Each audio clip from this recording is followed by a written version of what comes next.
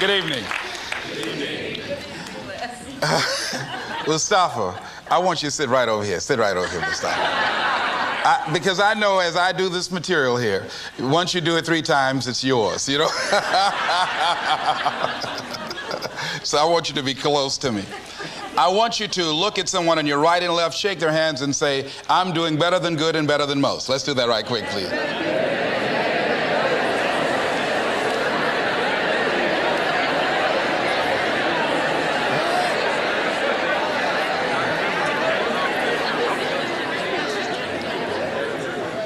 All right. I'd like to talk with you this evening about being hungry. Somebody said, I'm hungry. It is something I like to share some ideas and thoughts with you. I'm not asking that you believe anything that I say. I'm not asking that you agree with me. I'm merely asking that you stand on and in the conversation that we'll share with you this evening.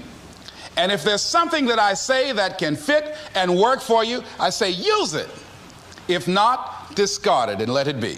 Is that all right? Yeah. Say, that's fair enough. Very good. All right. One of the things I have realized, and many of us have, that if you want something out of life, if you want to change yourself, if you want to acquire something, if there's some goal that you want to reach, that is really not easy as some people will make us feel. That living your dream, changing your behaviors, overcoming negative habits, it's challenging. It's hard.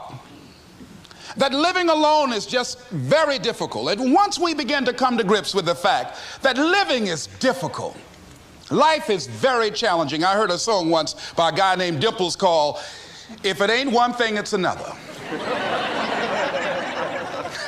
I say to you, if it ain't one thing, it's 12 others. Always something. You will never, ever have a problem-free moment in life. Somebody said, and I like this, that you either in a problem or just left one or headed toward one. Anybody found that to be so? Raise your hand if you know what I'm talking about. I mean, there's always something. So how do we begin to nurture that hunger? What are the characteristics or the qualities of people that are hungry? What will it take for me to get some of the things that I want? And being hungry for those things. Number one, you've got to work on yourself. It's very important that you engage in an ongoing process to develop you. Spend more time on yourself than what you've been spending. It's very important. You owe that to yourself. I was reading a book by Og Mandino called The University of Success. Read one line, gave me a chill. I didn't have to read anything else in the book. He said, many of us never realize our greatness because we become sidetracked by secondary activity. We spread ourselves too thin, don't know how to say no.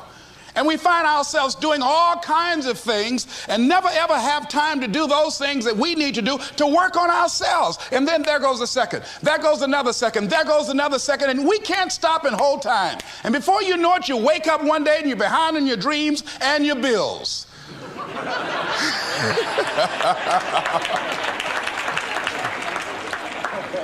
So decide that you're going to take some time to work on you, that you deserve that from yourself, that your life deserves some prime time because you are creating your own production. As Michael Todd would say, you are the star of your show. You are the director. You're writing the script. And you will determine whether your life is a smash office hit or flop. You determine that. Working on yourself, talking to yourself. That's so very important. Overcoming the negative conversation, that inner dialogue that's going on all the time, even when you don't want it to be there. You can't stop yourself right now from thinking. You can't do it. It's going on. And so learning how to empower yourself, part of doing that is standing up to yourself. You've got to stand up inside yourself sometimes and say, shut up. You've got to do this. I was going to give a presentation, and this voice inside of me saying, you can't do this. You don't have everything it takes. I shut up. I'm behind on my bills and you're telling me what I can't do. I have got to do it. You'll get scared sometimes. Your mind will go blank on you. Some people you will allow to unnerve you. And you wonder, what's wrong with me? I'm not crazy. That's why you've got to learn to make a conscious, deliberate, determined effort to stand up inside yourself. Working on yourself, watching that inner dialogue, it will determine the quality of your life. I don't believe this. I know this. I've had a challenge of losing weight. I'm walking through the airport, this voice say, why don't you have some M&M peanuts? No!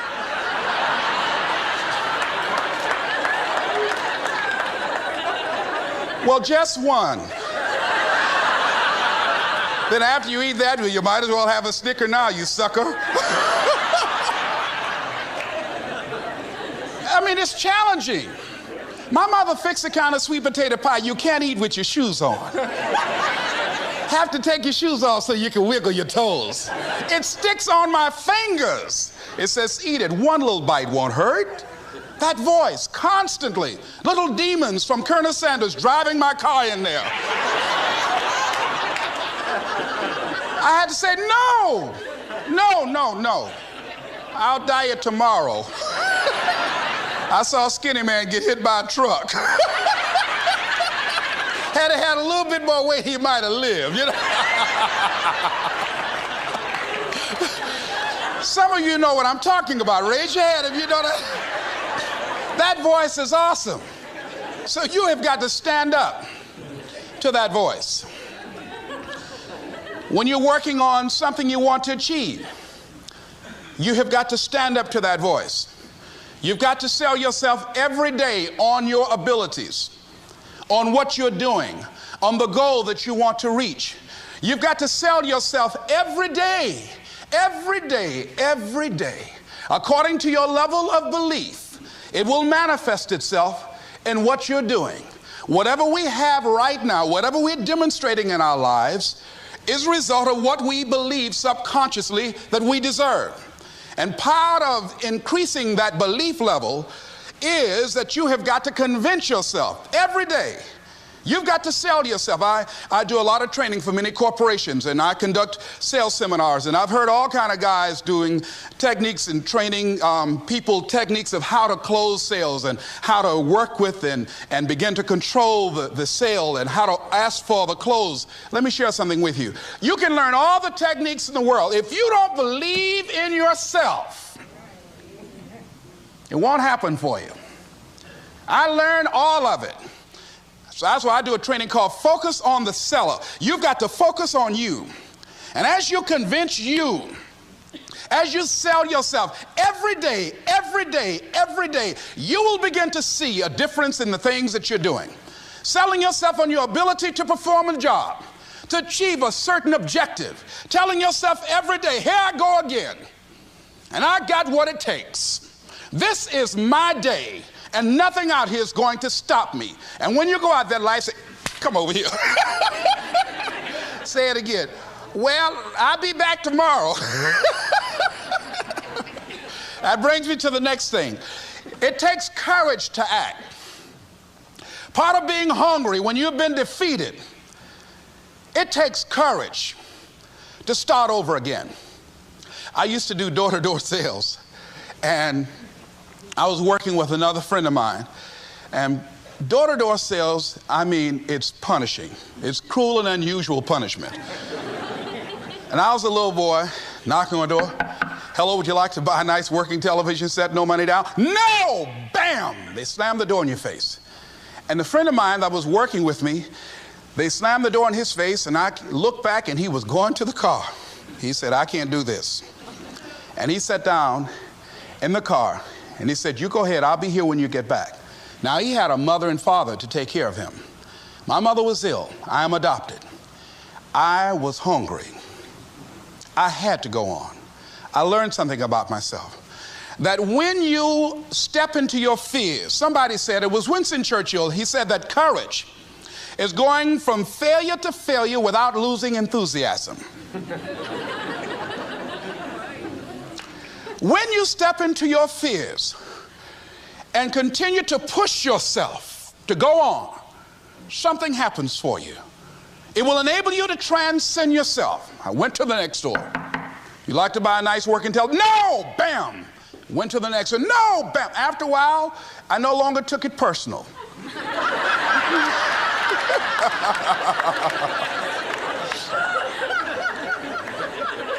And I began to play a game. I said, well, I know there's a yes out here somewhere, and I'm going to keep on until I find it. And I'm not going home until I do. And I continued to knock on doors. And then somebody eventually would say yes. And I said, are you sure? And I would go in there and I would get the sale. When you have something you want to do, if you don't develop the courage to do that which has been given you to do, and you spend a lot of time going around trying to convince other people or trying to get their approval, what will happen is that you will lose your nerve. And other people will convince you that what you're doing doesn't have any value, and you'll give up on your dream. It's an interesting thing about life, I've also found, that if you don't have the courage to act, sometimes, and particularly, if you have something special to do, life will move on you. If it were not for life, I would still be a disc jockey. I didn't just leave voluntarily to go to the state legislature. I was fired. I was working on a job, and I came home one day. I was married at the time, and I told my former wife, I said, that guy Bert I work for is stupid. She said, if he's so stupid, why does he sign you a paycheck? Now, you see why I divorced her, right? I couldn't stand her. That night, I could not sleep well. Here was a guy that was controlling my life. I was going through all kinds of changes because this man controlled my paycheck. And it was Carlyle who said, truth crushed to earth shall rise again. Winston Churchill said, the truth is incontrovertible. Malice may attack it, ignorance may deride it, but at the end there it is. And we know scripture that says, ye shall know the truth, and the truth shall set you free. And the truth that I had to come to grips with, that I wasn't in charge of my destiny. The truth was that I wasn't giving all that I had. The truth was that there are some things that I wanted to do, but I didn't have the courage to act on those things. And the truth was that Bert Childs was a blessing to me. He made life so miserable for me, I had to start looking at my life differently. I started going to work earlier.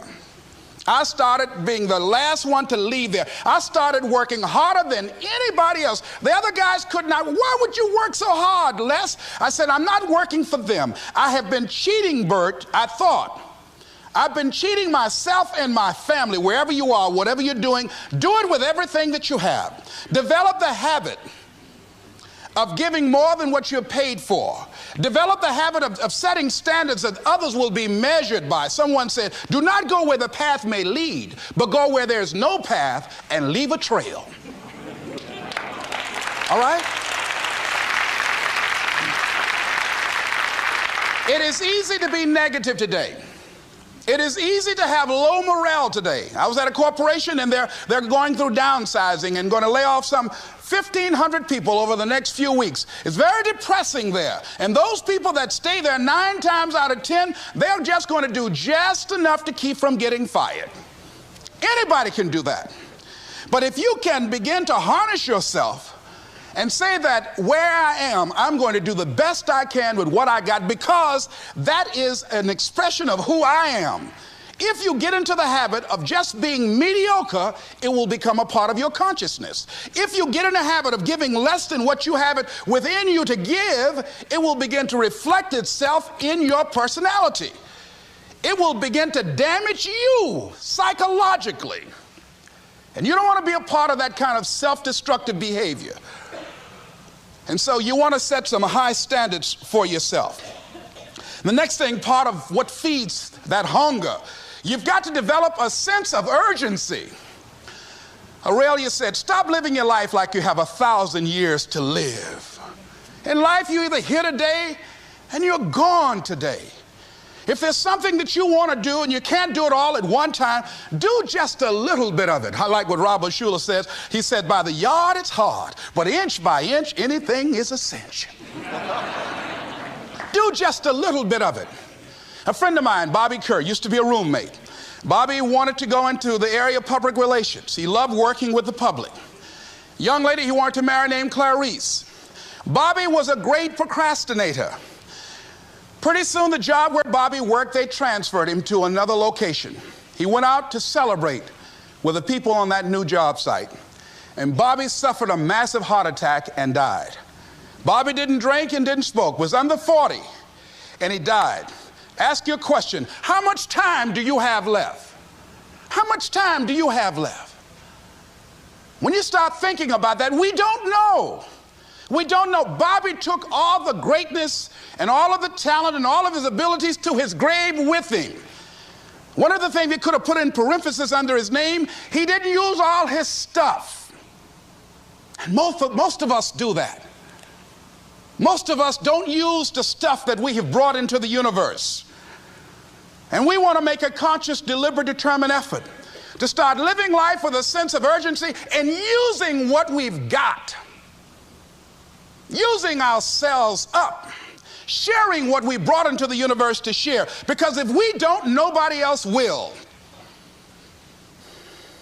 Stop wasting valuable time, knowing that if we begin to live our lives as if each day were our last, our lives will take on a whole new meaning. It take on a whole new expression, valuing each moment that we are blessed with. The next thing that begins to nurture that hunger, honor yourself as your word. Don't give your word out lightly. When you throw your word out there and you don't honor it, it makes a statement about you. If you decide to maintain a sense of integrity with yourself, that if I speak it, I'm going to live it. It's who I am. And I'm going to be very cautious in how I give my word to others, and most of all with the commitments that I make to myself, because I want my life to reflect my words and honoring who I am and what I express. Another challenging area in terms of nurturing and developing that hunger in yourself is learning the art of becoming single-minded. Learning how to concentrate. Learning how to focus in. And you'll be surprised at the things that you're able to do. When you learn how to block things out, when you learn how to keep thine eyes single, you'll be surprised at the ideas that will come to you, of the people that you'll be able to attract, of the opportunities that you'll be able to see. You'll begin to see things that have been standing there looking you in the face, saying, I can't believe this has been here all this time. Here's a habit that I do. Maybe it might be of some value to you. I get up in the morning and I start writing what great ideas that I can think of today that can improve me and that will enable me to reach my goal. And I just let my mind flow. Sometimes I write 15, 20 ideas. Some days it's more difficult than others. One idea can change your life. One idea can turn your life around. Deciding that you're going to focus to develop your skills. A guy was the new owner of a baseball team that was in the basement of the league when he took it over. He went to the pitcher and he said, what is your best throw? And he said, well, I got a good curveball and I've got a good fastball. And he went on talking about his different throws. He said, but tell me this, what is your best throw? He thought for a moment. He said, I've got a good fastball. He said, that's all I want you to work on. Nothing else. Just develop your fastball. The next year, they went to the World Series. Most people don't know where their fastball is. Most people go through life never discovering what their talents are. Most people never develop their talents. They have skills and abilities, but if you don't nurture them, if you don't develop them, they will never serve you. Your gifts can take you many places if you develop your gifts. Most of us don't like to do those things that come easy to us. I've always loved to talk to people. I decided, taking this advice, to develop my skills as a speaker. And my gift has developed and it's taken me many places. You have something that you brought to the universe, and that if you decide that my life deserves my developing this, what I do well, and becoming the best at it, and mastering myself, and seeing what I have within me, if you decide to drop your buckets where you are and develop your gifts, I grant you, you'll never ever be without. I grant you that your gifts will take you places that will literally amaze you. I grant you that if you begin to work to develop your gifts, you'll develop a strong sense of happiness. You'll get a larger vision of yourself, because part of beginning to get a larger vision of yourself, all of us need some area of our lives where we can have a feeling of competence. That people know when they think about this area, that's something you do. That you eat and sleep that, and that you do that, and people know it, and you know it, and you know that you know this. If you don't know anything else, you know this. Can you tell I know what I'm doing? Oh, hello. You know this. So you've got to work on it. When other folk are having a good time, you've got to have the strength of character to concentrate, to read, to digest information. If you decide in any particular area that you're concerned about to make a conscious, deliberate, determined effort to read one book a month in that area, in 5 years, you'll be among the top 5% experts in the world. I read a minimum of 2 books a week. The average American reads only 1 book a year.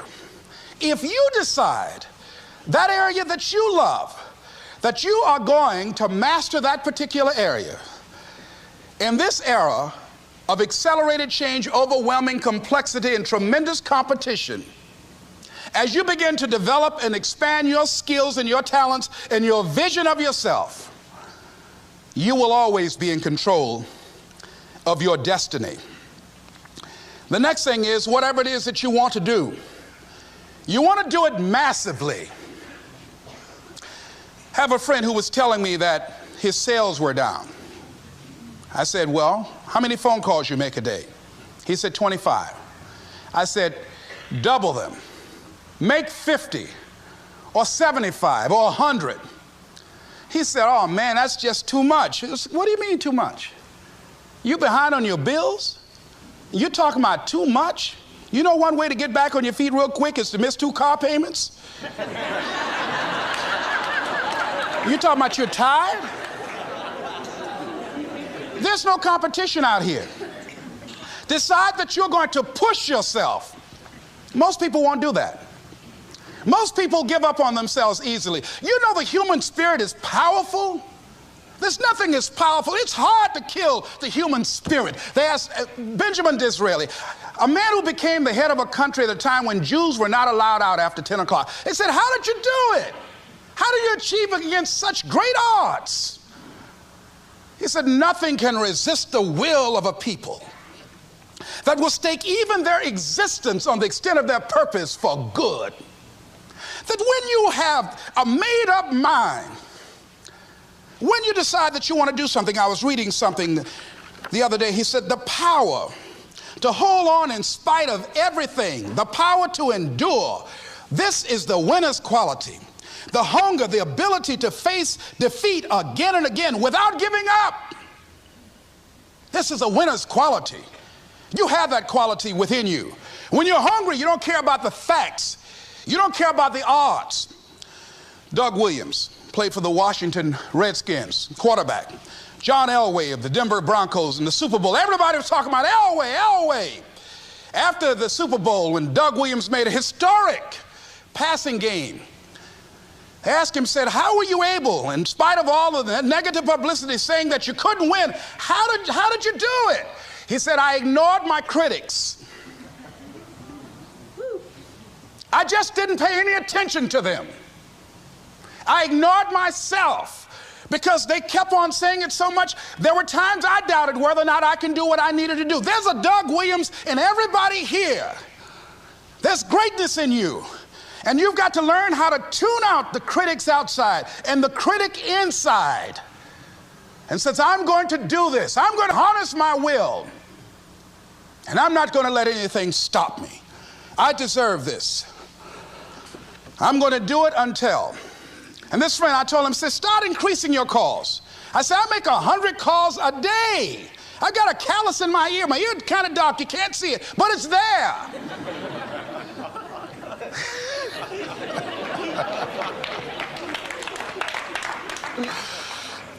His sales have increased. He's working harder now. The other thing is that if you want something, you have got to be relentless. You've got to learn how to become resourceful. You've got to learn how to become creative. When crises strike in your life, and in the Chinese language, crises mean danger, but it also means opportunity. And this is an opportunity for you to grow. And you've got to be so relentless, regardless of what comes down the pike, that you're always looking for a way to get over, always looking for a way that you can break through, always looking for a way that you can win, always looking for a way that you can strike a telling blow. And pretty soon, I think there's some people watching us in the universe that say, wait, let's call a meeting over here. You know that guy Mustafa? Look at him down there. He won't stop. Just that fool don't know he can't get over. Look here. Why don't we do this? Let him go and let's mess with somebody else. Just let him go on through.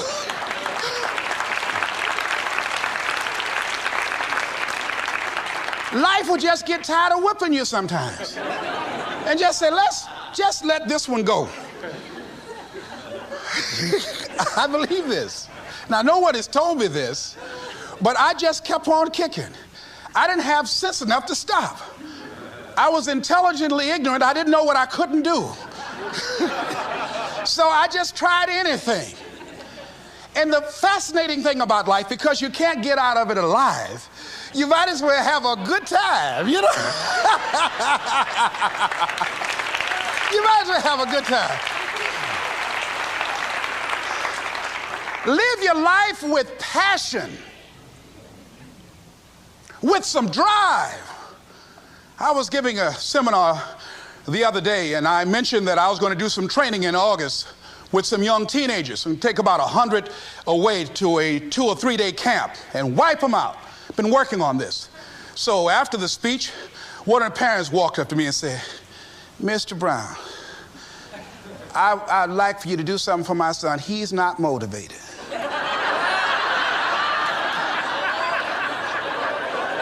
I said, I wonder why.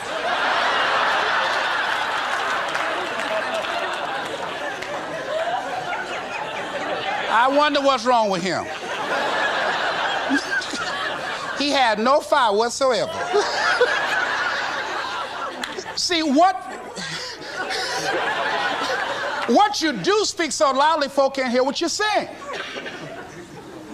And so if you don't have any fire, you know, you've got to watch the people, the relationships that you develop. Have people of kindred mindsets. If you're around folk who are dead and negative all the time, they will affect you. You want people that are around you that have smiles on their faces, looking good. I was telling a group last week, Abraham Lincoln refused to hire a guy because of his face. They said, but the guy can't help it. He said, anybody over 30 is responsible for their face. If you have some depressing face looking at you every day, it affects your blood pressure. Keep these dead faces away from you. It's contagious. This is serious. So you've got to watch your countenance, watch your face, have an uplifted expression, watch your body posture. All of these things affect you psychically. You got to be the kind of person that you are fearless. Fearless. Folk leave fearless people alone. There's some people walk through a neighborhood and every dog in the neighborhood would bark at them.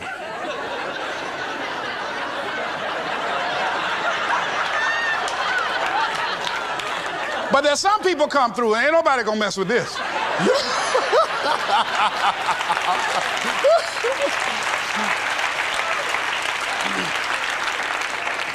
You are unstoppable. And because you are unstoppable, because you've got power that you haven't even begun to use yet, you owe it to yourself to release your brakes. How many of you have had the experience of pulling out of your driveway and you mashed on the accelerator and the car was just going, it couldn't move, and you mashed harder and it couldn't move, and then you discovered you had your emergency brakes on. And then you release those emergency brakes and it goes, choo! Have you ever had that experience before? Most of us go through life with our brakes on, holding back, not giving all that we have, not sharing all of ourselves. Most of us go to our graves still holding on rather than releasing it. What are some of those things that keep us from releasing it? Because of past experiences, past defeats, past pain. We look back, well, it didn't work out then. It probably won't work out now. Many people get confused their performances with who they are. I was reading Pat Riley, the coach of the Los Angeles Lakers.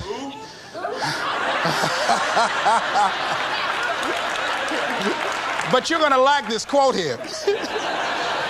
After the Trailblazers had blown them out of the water, and I'm sure he said this last night, they asked him, how do you feel? He said, tonight we were exposed for what we are right now.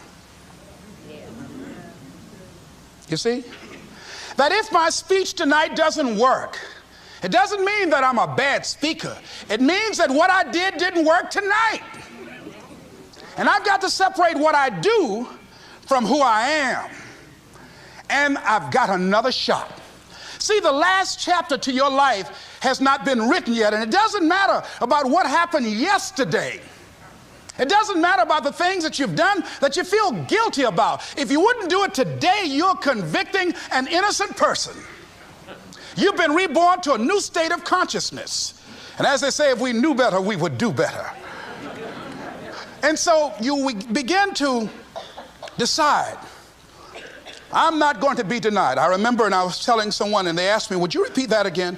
I was interested in going into broadcasting. I'm adopted. And that was my key out. I wanted to make my mama proud of me. I was very much appreciative of what she's done for my brother and sister and I. And that was my way out. And I went over to a radio station, asked a guy and told him that I was interested in broadcasting. He looked at me in my straw hat and my overalls. He said, you have any broadcasting background? I said, no, sir, I don't. What do you do? I cut grass. Young ladies asked me what kind of work I do, and I was working on a garbage truck. I say, well, I'm a sanitary technician. He said, we don't have any job for you. I decided that was something I was going to do. I decided I'm unstoppable. I'm going to go up in here and I'm going to do this. I started going to the radio station every day, developing a relationship with the people that were doing what I wanted to do. And that's what I encourage you to do. Whatever area you want to go in, find people that are doing it the way you want to do it and develop a relationship with them. When I decided to go in this area, I wrote letters to Dr. Norman Vincent Peale, to Zig Ziglar, to Dennis Waitley, all of the giants in this area. And I said, this is something I want to do. I've been following your career. Would you help me? Dr. Norman Vincent Peale answered my letter, did an article on me, wrote about me in the most recent book that he issued, and done many broadcasts about me. I'd wanted to develop a relationship and rapport with those people that were achieving those things that I wanted to achieve.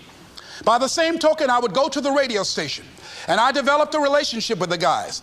And they used me as an errand boy when they needed some food or someone to go pick up entertainers that came into town. Temptation singing My Girl, Jerry Butler singing For Your Precious Love, Sam Cooke singing Darling You Send Me. I would pick up the entertainers at the airport and drive them around in the disc jockeys, big Cadillacs. Didn't have any driver's license, but I was acting like I had some.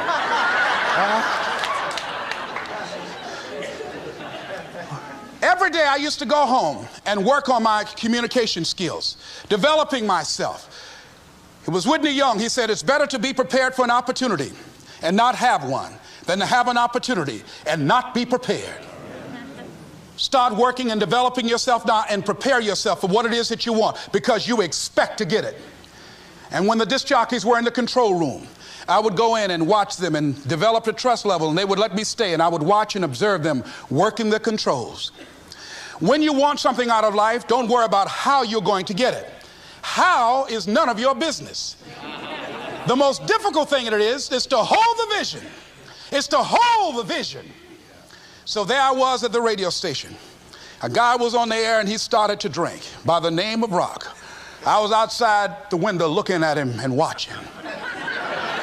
Hungry and ready, saying, drink, Rock, drink. Pretty soon the phone rang. It was the general manager. I said, hello?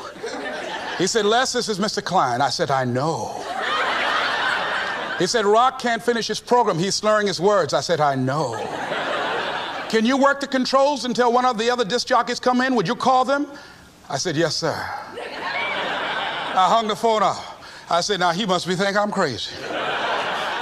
I called my mom and my girlfriend Cassandra. I said, y'all come out on the front porch and turn up the radio. I'm about to come on the air.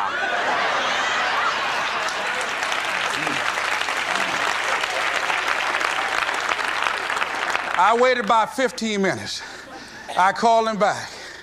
I said, Mr. Klein, I can't find nobody. He said, well, why don't you go in there and work the controls until they get there? And don't say nothing here. I said, yes, sir. I couldn't wait to sit down at that turntable, Mustafa.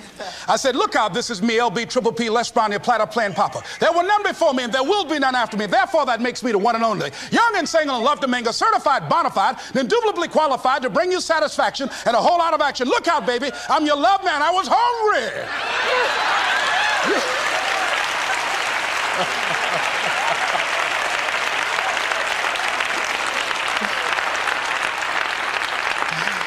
Shake somebody's hand on your right and left and say, you've got to be hungry.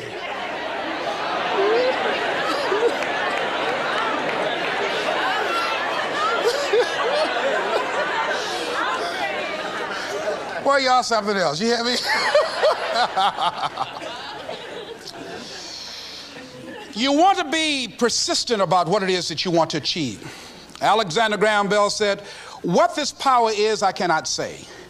All I know is that it exists, and it becomes available only when a man or a woman is in that state of mind in which he or she knows exactly what he or she wants and is fully determined not to quit until they find it. When our children are learning how to walk, how many times will your baby attempt to walk and fall and you just say, just sit down, don't try anymore, you've fallen 20 times. Just sit down somewhere, busting your lip and everything, getting in folks' way. When will a baby walk? It will walk when it walks. That's when it will walk. Les, when will you be known nationally as the motivator? I will be known when I'm known. That's when I'll be known. Don't get caught up in, well, I've tried it 4 or 5 times and things didn't work out. If there's something that you want and you're hungry for it, you've got to do whatever is necessary until. And when you give the best you can and that's not enough, you must do what is required. And don't give up on yourself. Don't throw the towel in so quickly. Many people give up on the 1-yard line, where if they have the determination just to keep on knocking. It's a funny thing about life. If you're home one day and someone is knocking on the door and you say, I don't want to be bothered today. And if that person just keep on knocking, say, can you believe that fool's still knocking? Pretty soon you say, what is it? What do you want? And that's how you've got to be about your dream. Some people, well, I guess ain't nobody home. I knocked on the door, but nobody came. I heard the television on and people were moving around, but I guess opportunity probably went out the back door. Oh, no. See, life is not just that simple. It's not that cut and dry. And that's why most people never realize their personal greatness, because they're casual about life. And when you are casual about life, you will end up a casualty. Life is serious business. So I encourage you to be persistent, to not decide that, well, I've done the best I can. I guess I just can't have it. Don't make that decision. Many of us make premature decisions about ourselves.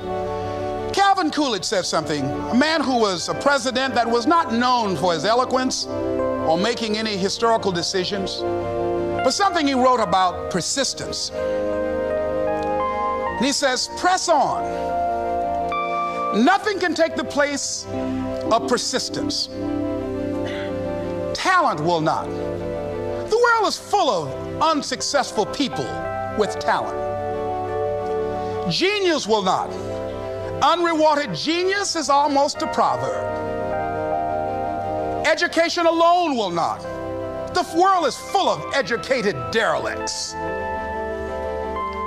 Persistence and determination alone are omnipotent. There's a person that is the embodiment of persistence and determination. A person who decided that some time ago that I'm not going to take anything to my grave with me. I'm going to use myself up, and I'm going to give and give and give until my last breath. This summer, I'm going to be working for her and with her, doing training, teaching young people techniques and strategies on how to manifest their personal greatness, teaching them techniques and strategies that will change them at the subconscious level, changing their value systems, and let them see the major role they can play in society. Let's give Mrs. Rosa Parks a round of applause, if you please.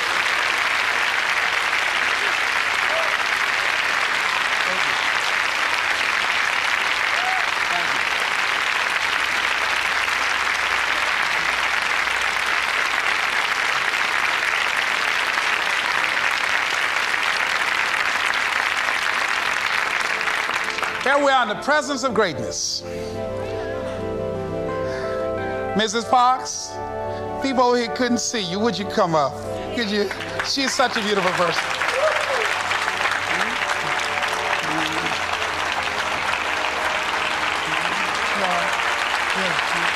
Beautiful person.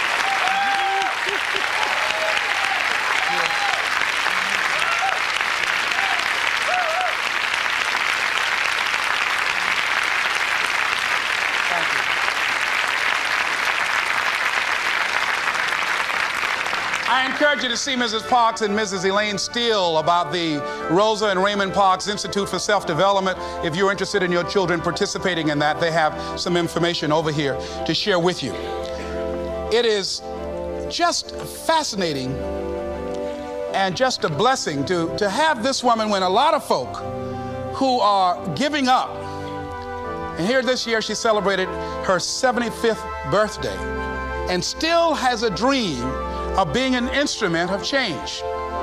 And there is a Rosa Parks in all of us who made a decision at one point in time, standing on the platform of oughtness, as Immanuel Kant talks about in a book called Critique of Pure Reasoning, that there's certain things we know we ought to do. We just know it. We owe it to ourselves and those around us. I don't know what your dreams are. I don't know what your goals are. But let me leave this with you. Mine is to be the best son that I can to my mother. Mine is to be the best father that I can to my children, and to be the best servant that I can to humanity, and the best man that I can to the woman that I've decided to share my life with. Whatever your goals are, I know that you can achieve them. Here's something that I'd like to leave with you.